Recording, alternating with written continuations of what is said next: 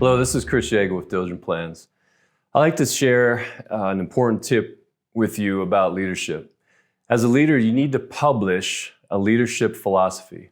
Publish. What do I mean by that? And what is a leadership philosophy? Well, let's break it down. So first of all, your leadership philosophy is kind of the playbook, so to speak.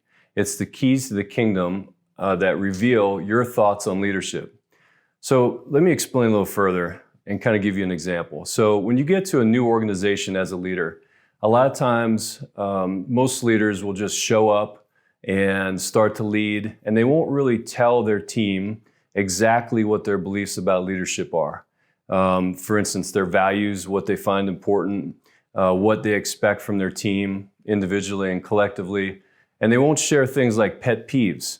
All right, so imagine if the leader showed up and they had a 1 to 2 page document that explained exactly how they believed leadership should go within the organization, their personal thoughts and ideas, and it was all published so that anybody on the team within the organization could reference it at any time. Imagine how much pain that would save. All right, so for those of you who are married, imagine if your spouse gave you the playbook right when you got married. Instead of 2 years down the road, you realize that you were folding the towels wrong the whole time and they blew up about it. Imagine if you knew that from the beginning.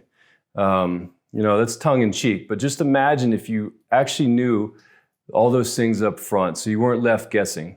So when a leader gets to an organization, if they publish a leadership philosophy, they're basically telling their team exactly how they're going to respond to stress, what their values are. They're going to tell them what bugs them. Hey, don't leave the coffee pot dirty in the coffee in the break room because that really bugs me. It may seem insignificant and little, but what happens is if things happen in an organization where it builds up over time, leaders can develop resentment for their teams.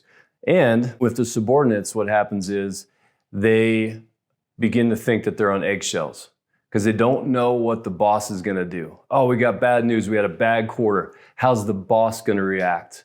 Well, when you publish a leadership philosophy, you know exactly how they're going to react because they've told you up front and they can reference it. So the reason I said publish is you can't just brief the team at the annual meeting and say, hey, this is what I think about leadership. You got to publish it. That way it's a document that they can reference at any time. It alleviates a lot of confusion, and it makes things crystal clear within the organization. So again, it is very important for a leader in any size organization to publish their leadership philosophy. Thank you.